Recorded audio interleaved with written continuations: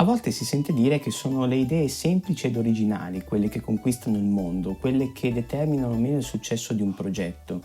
E credo che da un punto di vista videoludico l'opera che maggiormente incarna questo concetto sia proprio Pong, il videogioco che verso la fine del 1972 ha definitivamente lanciato l'industria videoludica.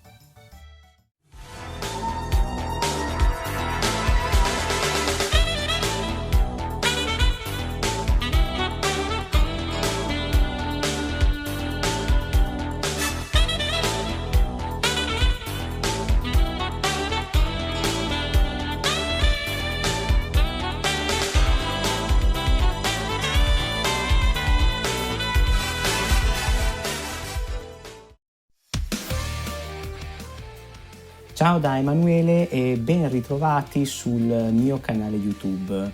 Allora, ci sono state delle volte in cui quando organizzavo gli incontri sulla storia dei videogiochi, a tal proposito, se per caso foste interessati, sul mio canale YouTube trovate una playlist di video in cui racconto la mia esperienza di circa una decina d'anni nell'organizzare iniziative culturali legate ai videogiochi in scuole, biblioteche, eccetera, eccetera.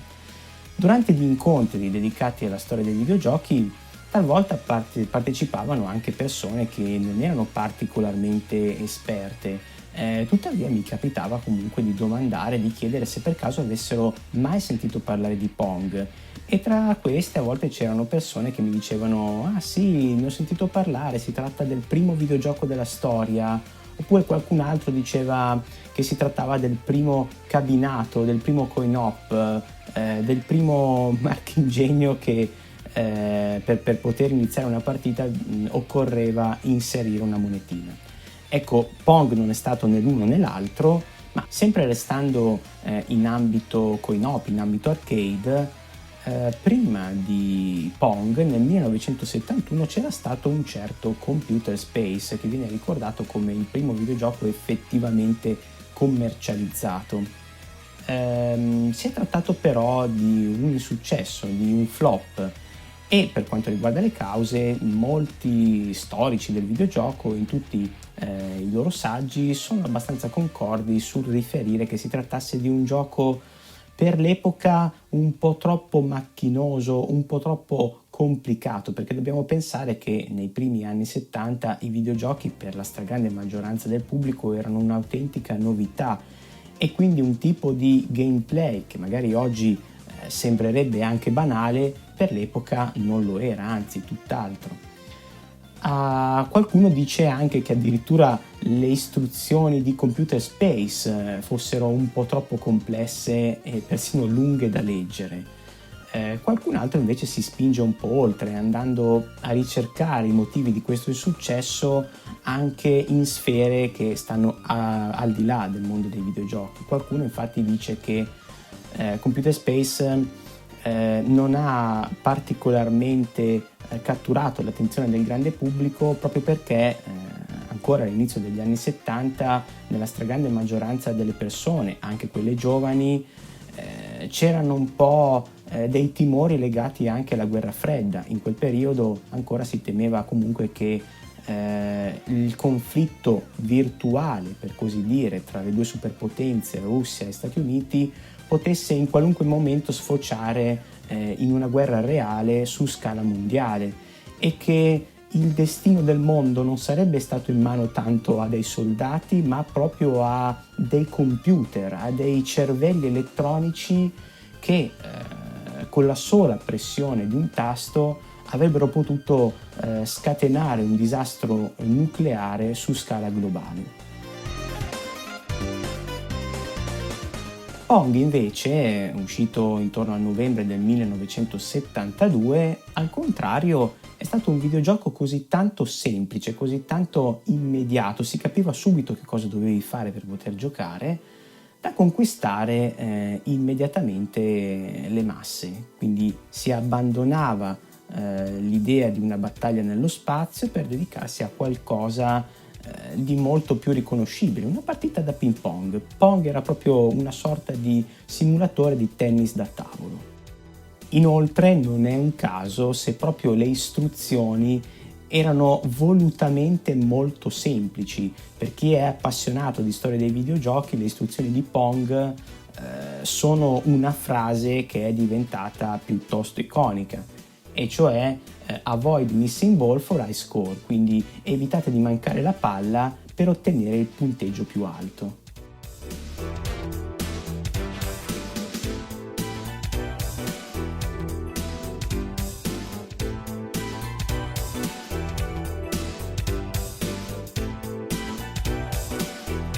Ma andiamo a vedere Pong un pochino più da vicino, sebbene ovviamente avvalendoci dell'emulazione. Allora, prima di cominciare, non scandalizzatevi se per caso vedete che non riesco a giocare molto bene. Questo per un paio di motivi. Il primo era che il gioco in origine era pensato esclusivamente per 2 giocatori. Il secondo era che la versione originale aveva un controller digitale, cioè per giocare a Pong c'era una plancia con un paio di manopole, una per un giocatore e una per l'altro, e fondamentalmente bisognava girare a destra o a sinistra questa manopola. A seconda dell'intensità con cui lo si faceva, la racchetta andava su e giù con una velocità differente. Quindi io per giocare utilizzerò invece dei controller digitali, quindi utilizzerò da un lato un mouse, giocherò contro me stesso, dall'altro la tastiera del computer, e quindi non riuscirò a comandare molto bene le racchette. Comunque fortunatamente da questo punto di vista Pong è un videogioco su cui al giorno d'oggi ci sono più parole da spendere che non minuti in gameplay. Comunque vediamo un attimo. Allora, iniziamo la partita. Da questo lato controllo la racchetta con il mouse, questo è più veloce, dall'altro invece lo controllo con la tastiera, e purtroppo è settato in modo lento. Purtroppo devo cercare di giocare in queste condizioni. Come si vede è un normale, diciamo, un gioco che simula una partita da ping pong.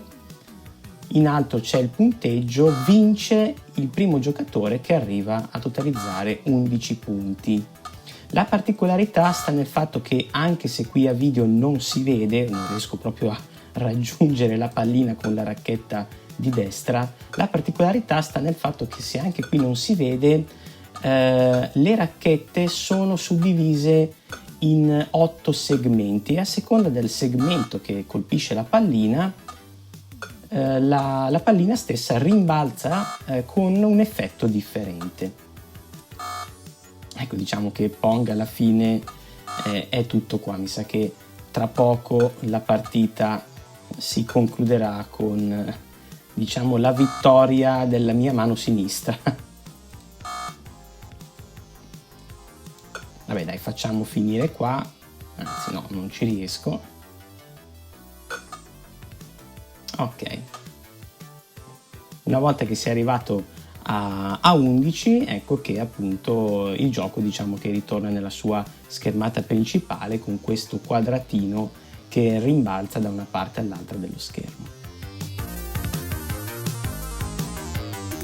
Per quanto riguarda l'uomo dietro al videogioco, o forse in questo caso sarebbe più corretto dire gli uomini dietro al videogioco, sicuramente non si può non citare Alan Alcorn, che è stato l'ingegnere che ha effettivamente creato Pong, su però richiesta di Nolan Bushnell, il fondatore della Atari.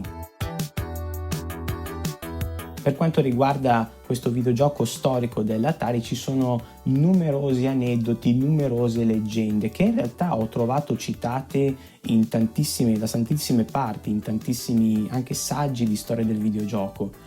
Non riesco bene a capire se si tratta però di cose reali o di semplici leggende metropolitane. Tuttavia alcune sono molto utili e ci permettono anche di capire l'impatto che ha avuto questo videogioco nel cuore delle persone. Una di queste leggende metropolitane racconta che Alan Alcorn, l'ingegnere che ha creato Pong, poco prima della sua commercializzazione andò in un pub, la famosa Handicaps Tavern nel Sunnyvale in California, per testare un prototipo. La leggenda vuole che, e qui c'è chi dice che questa cosa accadde la sera stessa del giorno in cui Alcorn andò a installare questo prototipo, chi invece dice che accade qualche giorno dopo, chi una settimana dopo, chi 2, chi 3. Insomma, fatto sta che dopo poco tempo il gestore del locale chiamò Alcorn e gli chiese assistenza, gli disse: guarda, vieni subito a vedere questo marchingegno perché non funziona più.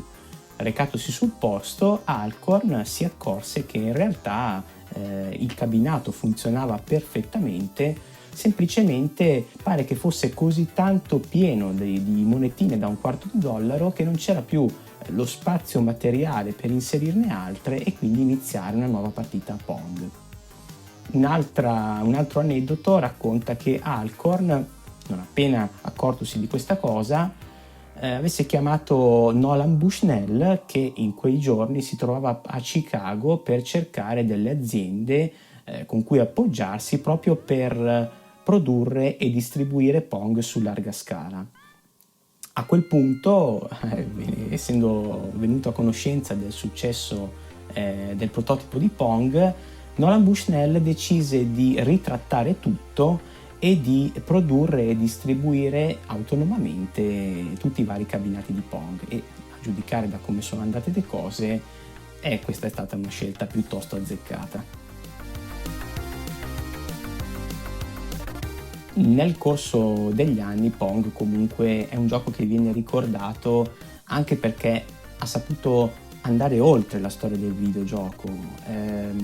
Ho trovato ad esempio un documentario di Discovery Channel con un'intervista a Nolan Bushnell in cui racconta come secondo lui a suo modo anche Pong avesse contribuito a dare sostegno ai movimenti di emancipazione femminile che erano tipici di quegli anni. Bushnell racconta che all'inizio degli anni 70 per una donna, per una signora, per una ragazza andare in una sala giochi o comunque in un bar non era vista come una cosa di buon gusto perché erano luoghi prettamente maschili. Invece sempre Bushnell racconta che dopo l'arrivo di Pong aveva cominciato ad essere considerato un po' più accettabile per una ragazza domandare ad esempio al suo compagno se per caso avesse voglia di andare proprio in una sala giochi per fare una sfida a Pong, perché Pong per l'appunto era un videogioco per soli 2 giocatori. All'inizio di questo video ho detto che sono le idee semplici e originali ad avere successo. Ma Pong era davvero così originale? In realtà i più attenti e appassionati di storia del videogioco sanno che già verso la fine degli anni 60 un certo Ralph Baer, un altro ingegnere che poi è diventato famoso per aver inventato la prima console commercializzata, la Odyssey, aveva già iniziato a filmarsi mentre giocava con un gioco che effettivamente ricorda Pong molto da vicino. Diverse fonti dicono che inoltre Nolan Bushnell, essendo un grande appassionato già all'epoca comunque di elettronica e anche di giochi elettronici, girasse per diverse convention, per diverse fiere per andare alla ricerca delle novità, e molti concordano nel dire che proprio Bushnell avesse partecipato nel maggio del 1972 proprio alla presentazione riservata ai distributori e anche alla stampa della Odyssey, della futura prima console commercializzata anche lei verso la fine del 1972. In realtà come sono andate poi effettivamente le cose non è una cosa così semplice da capire. Tutti gli storici del videogioco concordano nel dire che in ogni caso tra Atari e Magnavox, quella compagnia che poi produsse e distribuì la Odyssey, la prima console da videogiochi, ci furono comunque dei contatti e anche degli screzi, diciamo così, ma qui ho trovato diverse diramazioni di come andarono le cose. C'è chi dice che le due società non andarono per tribunali ma trovarono degli accordi di altro tipo, c'è chi invece dice che si finì proprio in aula. non si sa che cosa accadde, anche perché soprattutto dalla parte di Atari i diretti interessati non sembrano parlare molto di questa questione, che giustamente appare anche un po' come una sorta di tabù. Ho trovato però su un documentario che si chiama The Fate of Atari, e che se per caso foste curiosi potete andare a vederlo anche in italiano se siete abbonati ad Amazon Prime Video. Ecco, lì ho trovato una intervista a Ralph Baer in cui racconta che all'epoca aveva incrociato proprio lo sguardo con Nolan Bushnell fuori da un tribunale, e che il fondatore dell'Atari se l'era cavato pagando delle licenze. Quindi questo è una cosa molto curiosa, cioè il fatto che un videogioco così tanto importante e storico come Pong sia anche una sorta di clamoroso plagio storico.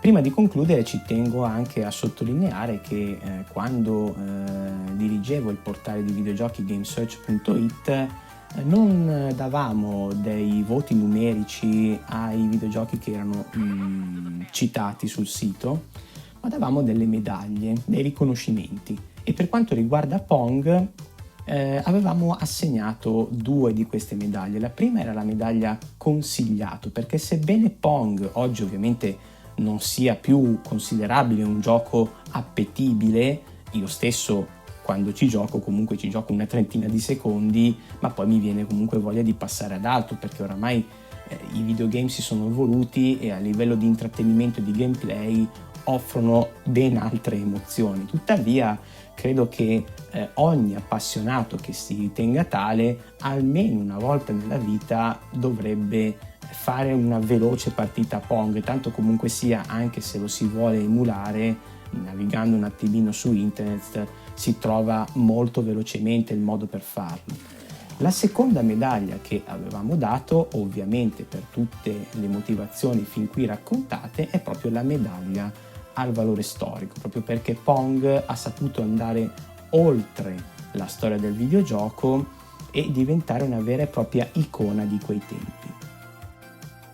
Bene, per questa puntata è tutto. Se per caso vi è piaciuta fatemelo magari sapere nei commenti, e noi come sempre, se vi va, ci vediamo in un prossimo appuntamento. Ciao!